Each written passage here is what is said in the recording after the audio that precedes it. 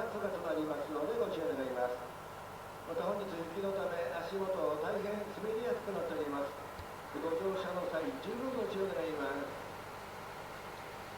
今日も JR 北海道ご利用いただきましてありがとうございます。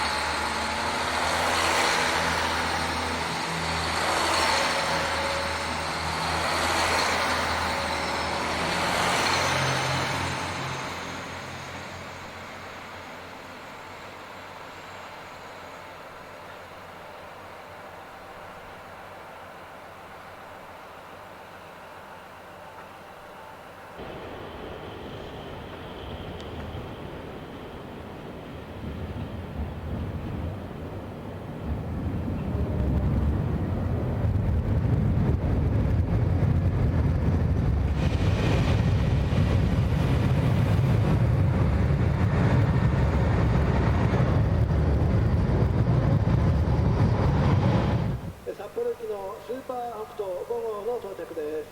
5番乗りがご注意願います。